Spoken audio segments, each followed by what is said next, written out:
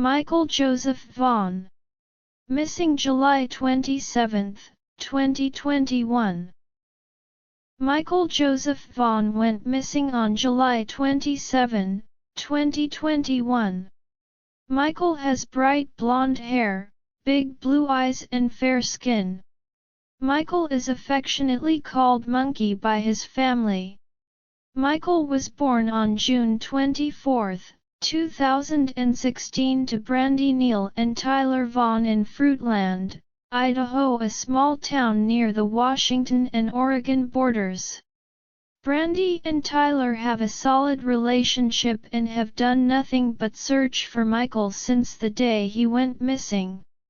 Michael is a happy, vivacious boy who loves monster trucks, camping, stargazing and pizza. Michael is a boy who loves his family and loves life. Michael has missed one birthday, 2 Christmases, and he would be in the 1st grade. A little over a month after Michael's 5th birthday, Brandy and Tyler experienced the worst nightmare 2 parents can possibly endure. Their world turned upside down and will never be the same again. On the evening of July 27, 2021, Michael was home with his father Tyler while his mother Brandy was at work. Around 6:30 p.m. Michael was playing with his Nintendo Switch. Tyler went to wake up their daughter from her nap and change her diaper. Tyler called a local pizza place and ordered dinner at 6:40 p.m. Tyler went back to the living room and realized Michael wasn't there. Tyler then went outside and scoured the neighborhood. The police were called after no luck finding Michael. When Fayette County Police arrived on the scene, they scoured everywhere near Michael's home on SW 9th Street. They searched all night and into the morning. They sent out the first missing and endangered child alert at 8:20 p.m. that night, followed by 4 different alerts to emails, phone calls, and text messages all the way up to 11:21 p.m. Michael was last seen in his blue Minecraft t-shirt and dark blue boxer shorts and size 11 flip-flops. At the time Michael went missing, he was 3 feet 7 inches tall and weighs 50 pounds. On the early morning of July 28, 2021, the Idaho State Police and FBI became involved in the search. The Fruitland Police Department is a very small department. They only have about 12 officers on duty working at any given time. It's pretty safe to say that Fayette County Police Department doesn't deal with missing children often, and they were more than happy to receive the extra help, any outside help and resources that would come in to assist. A few days after Michael's disappearance on July 31, Chief Hoff of the Fruitland Police Department gave a conference to explain the investigation. They had talked to every neighbor in close proximity to Michael's home. They also looked through as many surveillance and doorbell cameras. By doing so, they were able to find a few joggers and people walking, as well as cars in the area that was interest to the authorities. The 2 vehicles that were around the area around the time of Michael's disappearance. One vehicle was a blue Dodge Avenger and the other was a 2017 to 2018 white Honda Pilot. They are also looking for information on a jogger and a man walking in the area of the splash pad at time of Michael's disappearance. Fruitland Police Department, in conjunction with the State Police, multiple Treasure Valley law enforcement agencies, and the Federal Bureau of Investigation, we continue to search for missing and endangered 5-year-old Michael Joseph Vaughan, MJ to his family and friends. Michael was last seen near his residence on Southwest 9th Street in Fruitland at approximately 6:30 p.m. on July 27th, 2021. Operations to date include the methodical search of the area near Michael's residence, which included 2 irrigation runoff ditches, which were drained by the Fruitland Public Works Department in an extensive search and rescue effort, including the use of canines, aerial, and marine and land support. Idaho Fish and Game officers are continuing to search the river by boat 4 to 5 miles downriver and back up, and in the sloughs of the Snake River as well. The Fruitland Police Department will continue to organize search and rescue operations with resources provided by the Idaho Mountain Search and Rescue Team, the Fruitland Fire Department, and the National Center for Missing and Exploited Children, and others. We've received a tremendous amount of support from the Fruitland community and will continue to call upon them, but as needed. We're continuing to seek the public's assistance to identify individuals who are in the area of Southwest 8th, Southwest 9th, and Cornwall Way in Fruitland from 6:30 and 7:15 p.m. on Tuesday, July 27, 2021. If you were in that area or you know someone who was, please contact us at 208-642-6006, extension 0. That's the Payette County Sheriff's Office, and again, a tip line. Even if you don't believe that you have something that's relevant or relevant information to this case, we want you to contact us so we can recreate a complete picture of the time that Michael was last seen. Every minute counts in these investigations when searching for a missing child, and we appreciate the public's support and cooperation as we continue the search for Michael.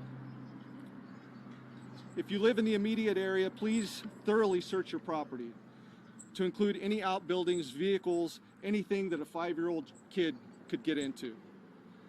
We also ask that you review any security camera footage that you may have that may be attached to your house. Video is extremely important to us in these circumstances and these investigations. We're also very grateful for the public's assistance in following up on each lead. We are vigorously following up on each lead that we're getting in. So I want to make it clear that as your tips are coming in, they're not falling on deaf ears. The community knows because they see us out here every single day, pounding the pavement, pounding these rural areas. We are working. We're committed to finding Michael, and we're not going to leave any stones unturned. So you need to understand that the investigation of this child we're using every resource, and it's very intense. We ask that the community only report information from credible sources to law enforcement. And as we know, that as we know that if we're just coming up with speculation, it causes rumors, and we'd like to have factual information. So please help us out that way so we can chase down factual leads.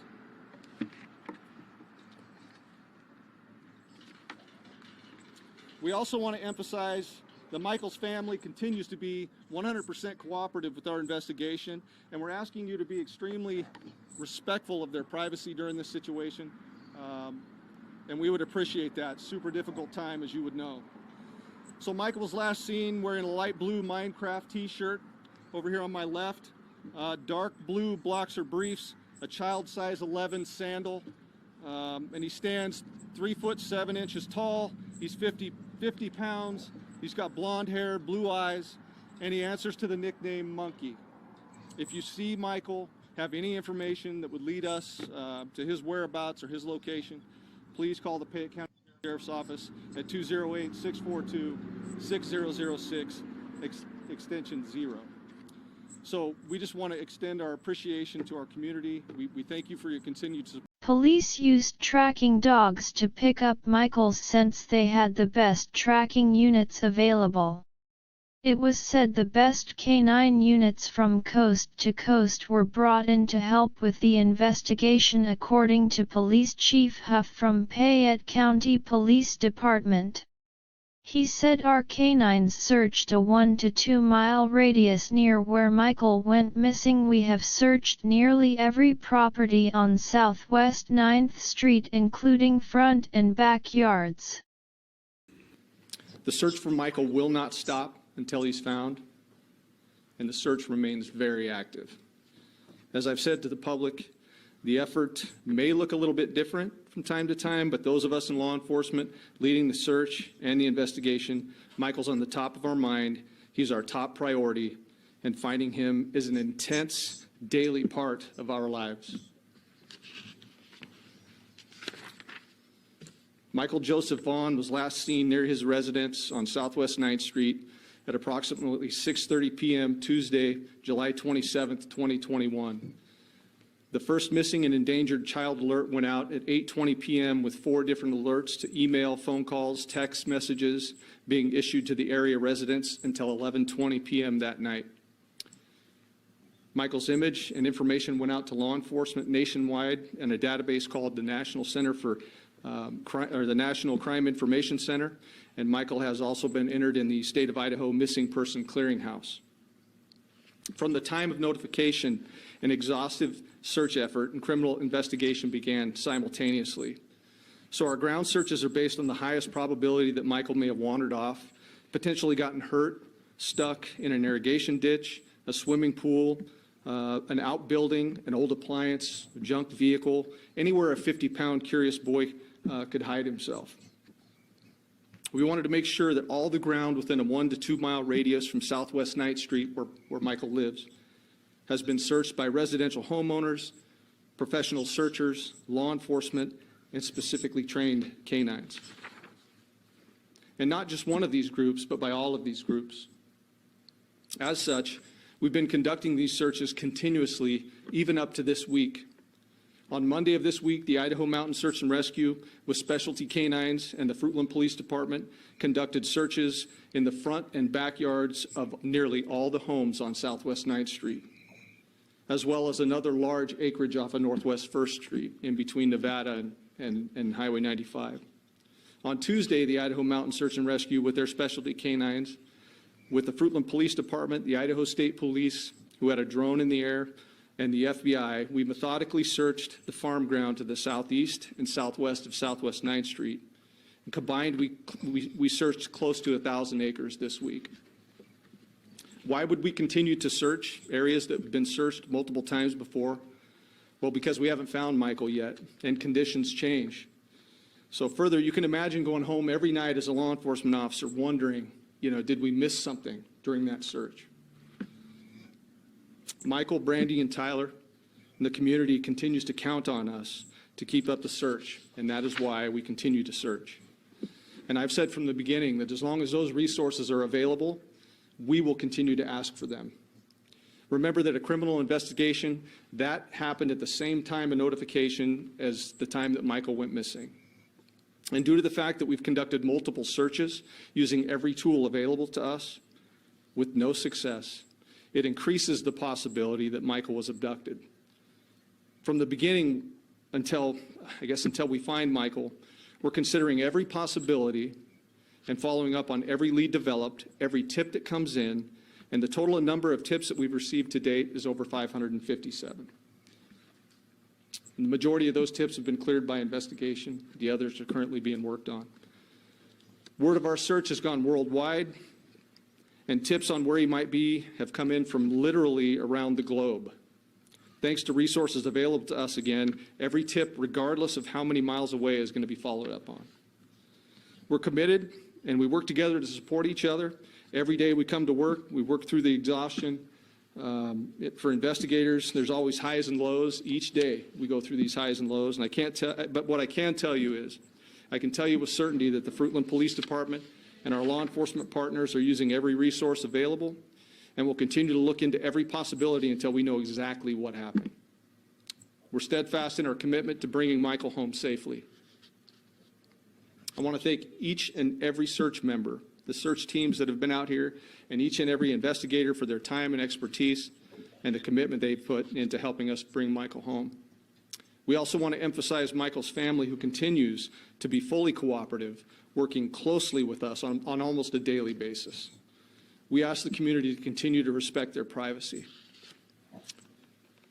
As for the reward for Michael, the reward for Michael's safe return remains in effect, and it's increased. The amount is increased to $50,100, and that's for anyone having information leading to the safe return of Michael, and that'll be available until March 31st, 2022.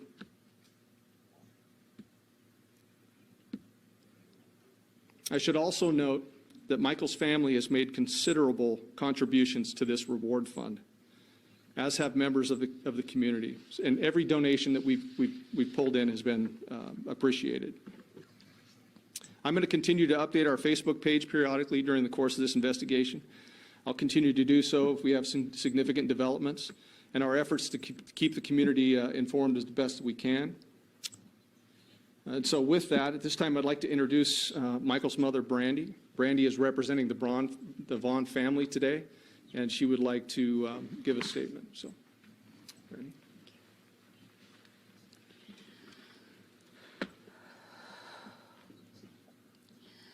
Hello, everyone. I want to thank you for all being here today. My name is Brandy Neal, and I am Michael Joseph Vaughan's mama. I am here before all of you today on behalf of my family to speak about Michael.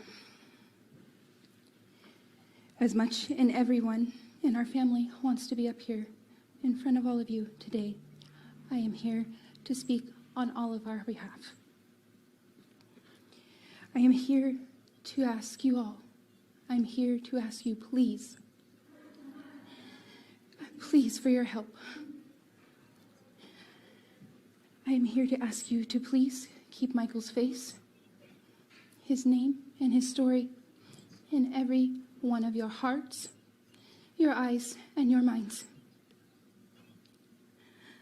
It has been 115 days. 115 days.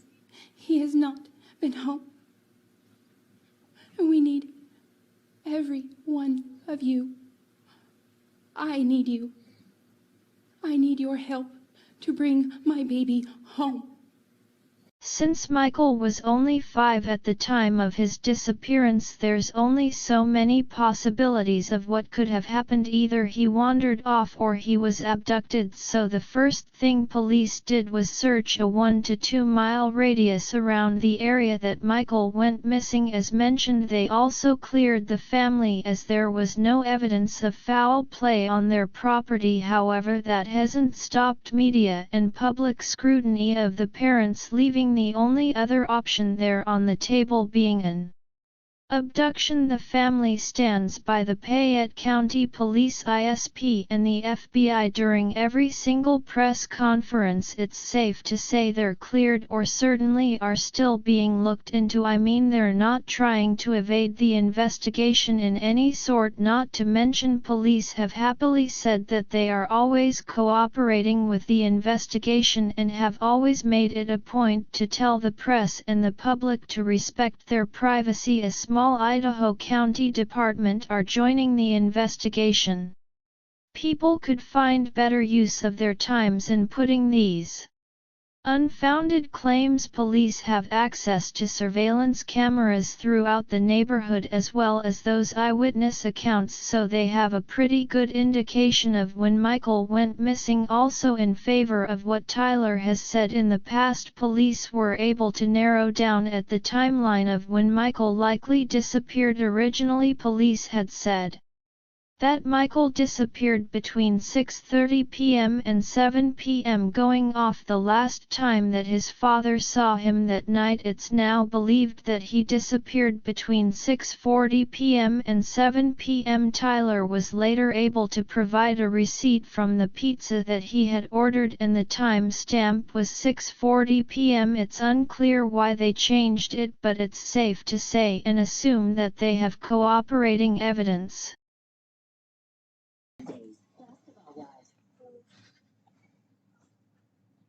Tyler, can you walk us through just that night?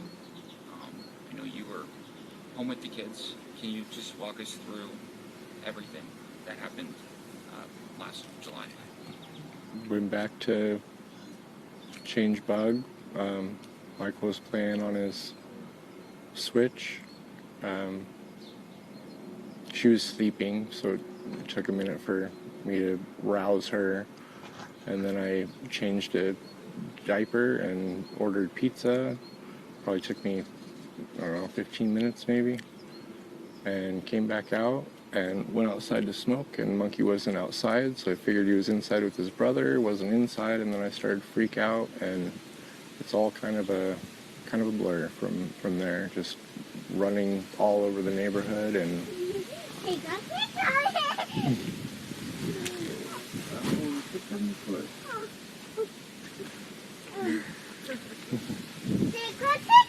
tickle tickle. Hi, Tickles.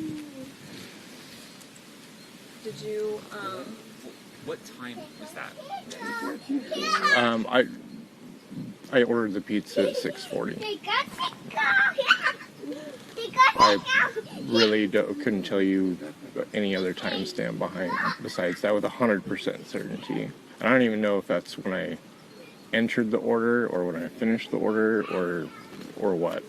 The receipt said 6:40. And were you in the house when you ordered, or were you outside? No, I was in the back bedroom with Bug. And following, I mean, when you realized that you didn't know where Michael was, I mean, what did you do then? Did you knock on neighbors' doors? Did you? I came outside and I looked down the street and I hopped in the car and called Brandy and drove to the splash pad and then all over the neighborhood, walking, running, driving. Like I couldn't tell you where. I mean, I didn't leave the neighborhood, but all up and down this, 8th Street complex, we were both all over. Some of the people that like to speculate are wondering, well, why did you call Brandy? Why didn't you just call the police first? I mean, what was your thought going into that? I mean, obviously it probably wasn't rational because you were anxious. But I mean, can you just explain a little bit about your process in that way? I was scared, and she was the first person I thought to call.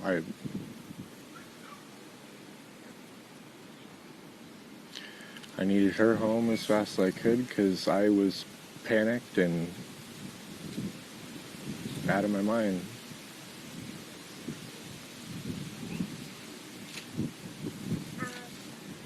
Just going off of that question, I just think, I'm sure you guys see a lot of stuff online as well. I mean, last person to see is people speculate about that. What would you say just to people to help clear your name a little bit? Yeah. Anybody that's looked into the timeline, I feel like, there was no time for me to do anything. Not to mention I didn't leave the neighborhood besides in a cop car for 2 or 3 weeks. Yeah. There's thousands of people everywhere. There's nothing that I could have done. I don't know how some people don't see that, but. Talk to me about your relationship with Michael. Yeah. What was he like to you? Is. Yeah. Sir, is. What is he like to you? He's my best little buddy. We do, comic books, monster trucks. He's the sweetest little boy in the world. He was always trying to help. Oh. He's perfect with his sister. They have an amazing relationship. Both his sisters. Both his sisters. He's a wonderful, wonderful little boy, and he doesn't deserve this. Police gave another press conference at the 1-year mark of Michael's disappearance. Chief Huff facilitated and Brandy spoke. About Michael, the investigators put Michael's face in a national information database from missing children. Chief Huff made it clear that the longer the search goes on, the bigger the chances that Michael was abducted. Huff tells the public that they continue to receive and clear leads they needed. as much help as possible to bring Michael home. Chief Huff reminded the public about the 2 cars seen in the area at the time the blue Dodge was cleared. However, he told the public to remain vigilant and to keep their eyes peeled for the same 2017 to 2018 Honda Pilot that was seen driving in the neighborhood the night Michael disappeared. They believed that the car belongs to a resident. They were able to identify and clear that jogger who was seen that night, but they also still needed to find out who that man walking near the splash pad in Crestview Park was. He clarified that neither the owner of the Honda nor the man seen walking were in trouble, but that they wanted to get in contact with them in case they had witnessed anything. The man walking was described as a white male in his late 20s to early 30s, wearing a sleeveless t-shirt and black shorts and a hat. Fruitland police are searching a home in connection to the disappearance of Michael Vaughan. Here's a map of the area we're talking about. You can see the home police are searching in proximity to where Michael's home is. Our crews on the scene say it's only about 4 minutes away. Our Abby Davis has been there throughout the day today, and she is live on the scene to update us with the latest information. Abby? Doug, law enforcement have been out here since Friday after they received a very credible tip. That is what the police department told us, suggesting that they take a little bit of a walk. The road has been closed to through traffic since Friday evening. You can come over here, you can see this crime scene tape, and then continuing walking, you can see there is they're excavating the entire yard. We were told about 3 to 4 inches. You can see that dump truck there. They have been taking piles of dirt out since about 11 a.m. this morning. Where they're taking it, they said they're taking it to an off-site location where it will be processed. Now, like I said before, police obtained a search warrant and began working Friday night. They have plans to dig 3 to 4 feet deep. You can see a backhoe just went in and it's being used to dig up the top soil. Now, Huff said in no way that they believe what they are doing now will contaminate any sort of evidence that they find, if they do find any. Now, crews involved in the search include Idaho State Police, Fruitland Police, Idaho Mountain Search and Rescue, Fruitland Public Works, and the Fruitland Fire Department. 2 canine dogs, were also here earlier this morning. They have since left, but crews are telling me that they are very hopeful and that they are grateful for all of the community support. We just have to continue to process this, and if it yields, it yields. I guess it's kind of a double-edged sword. Do I hope? Not really. I hope that Michael is still alive and that we can bring him home safely to his family. But we also know that we need to find resolution to this case, and we need to just follow the leads and follow the credible information, and that's what we'll continue to do. Crews have been out here since about 10 a.m. this morning, and they did take a brief break around lunchtime. There were some possible safety concerns for the crews regarding utility lines and such, but you can see now they have since resumed. Now, a family spokesperson said the family thanks the community for all of their supports, but that they're requesting privacy at this time. Now, as far as a timeline, we don't really have one. Crews are expected to work until it gets dark tonight, but the police chief did say that they will most likely be out here tomorrow. Continuing to work. Police have roped off up to 4 houses surrounding the Wanderers' home. Their plan is to dig up 3 to 4 feet of dirt and load it into a truck, where it will then be transported to another location and sifted through. They have arrested Sarah Wanderer, the only person so far in this entire investigation to be arrested in connection to Michael's disappearance. Sarah alleges no wrongdoings. The judge on the case has sealed the court records and other affidavits to protect the integrity of the case. It's been alleged that police don't believe Sarah was the only person with the knowledge of what happened to Michael, and it's believed Stacy Wandroff might be another person of interest. Sarah will be in court again on November 21st and again on November 22nd for her preliminary hearing, it's been alleged. that the Wanderers had a white Lexus that they sold right after Michael's disappearance. The agony Michael's family is going through right must be unbearable. Brandy Neal told a reporter that she wasn't doing well at all, which is completely understandable. She also said it was taking everything in her power not to walk over to the Wanderers' home. Fruitland woman Sarah Wandra was arraigned virtually here at the Payette County Courthouse. I understand what they've said is not correct. Sarah Wandra alleges no wrongdoing on a $500,000 bond, the state initially asking for more. She's a danger to the community, and she fails to abide by the social norms that we all expect. And there are obviously very serious implications in her being aware of his whereabouts this whole time. So the state's asking for a $1 million bond.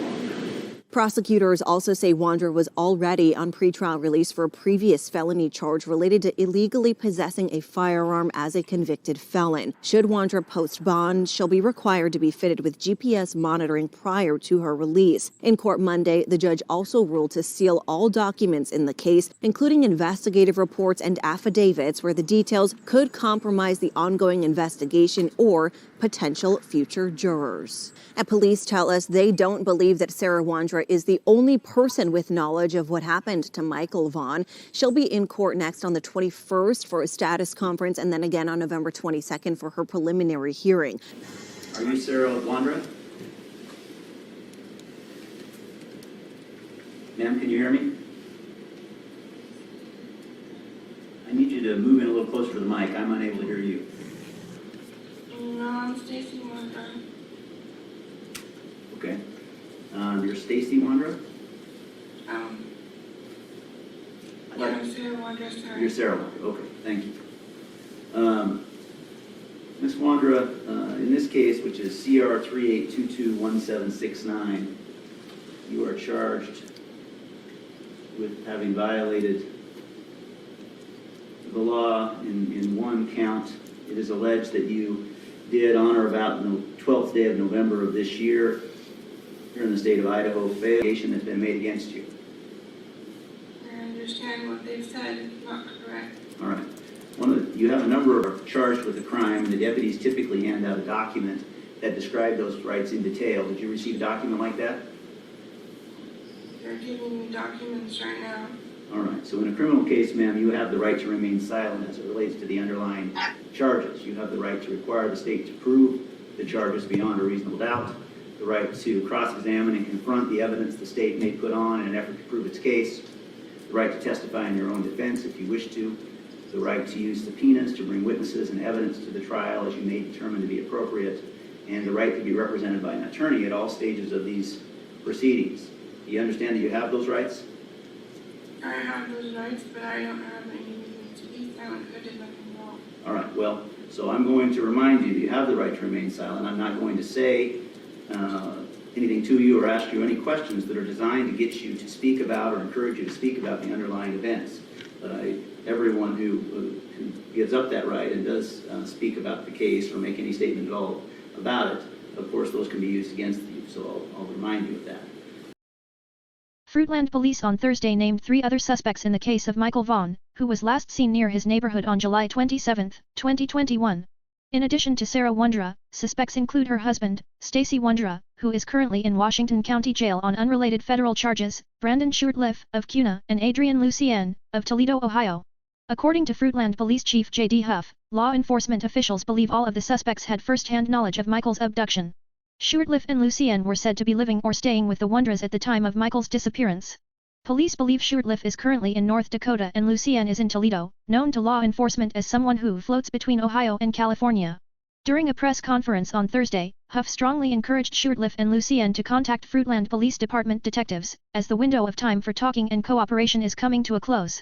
Police believe there are other associates of the suspects who may have knowledge of Michael's abduction, and Huff strongly urges them to come forward and speak to detectives.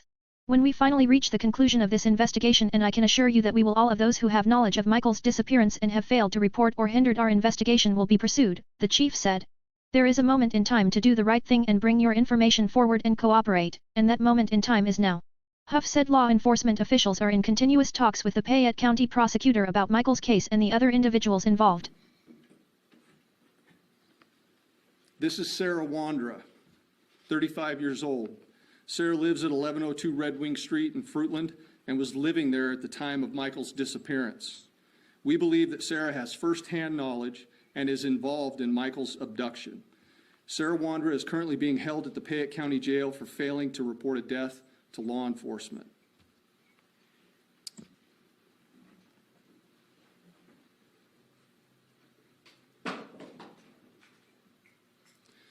This is Sarah's husband, Stacy Wandra, 30 years old, a male. Stacy was also living at 1102 Red Wing Street in Fruitland and was living there at the time of Michael's disappearance. We believe that Stacy has firsthand knowledge and is involved in the abduction of Michael Vaughan. Stacy's currently being held in the Washington County Jail on unrelated charges. Now, the next individuals I'm going to introduce you to, let's go at the bottom there.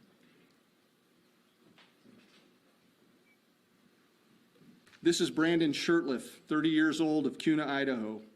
Brandon was living with Sarah and Stacy Wandra at 1102 Red Wing Street at the time of Michael's disappearance, and we believe Brandon has firsthand knowledge of Michael's abduction.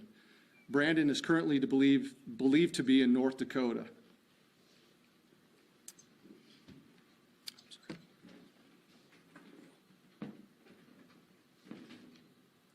Adrian Lucien, 32-year-old male out of Toledo, Ohio.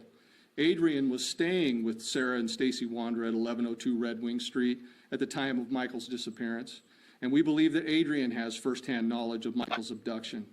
Adrian is currently believed to be in Toledo, but floats between Ohio and California. I strongly encourage Shirtliff and Lucien to contact the Fruitland Police Department detectives as the window of time for talking and cooperation is coming to a close. In Payette County Court on Monday, Judge Brian Lee said that IDHW requested Wandra remain in State Hospital South in Blackfoot. The report filed about Wandra's competency is private, but the state prosecutor said he doesn't object to extending Wandra's stay because it's rational given the facts laid out in the report. Her next status hearing is set for March 20th. At 9 a.m. Idaho state law says that after a 90-day commitment period, their hospital stay can extend to an additional 180 days. And welcome back to the news at 4. Sarah Wandra, the woman charged with failing to report the death of 5-year-old Michael Vaughan of Fruitland, was scheduled to be back in court this morning for what's called a status hearing. Only she wasn't there. Wandra has been in the custody of the state mental hospital for treatment since early December. She was found to be mentally unfit to proceed in the court hearings. This morning, her attorney argued that under Idaho law, she has 90 days before the state can reassess her competency, so the judge set another status hearing for next month. She was arrested back in November after Fruitland police say they received a credible tip that she may have had something to do with Michael's disappearance. Michael went missing back in July of 2021 while playing in the front yard of his Fruitland home.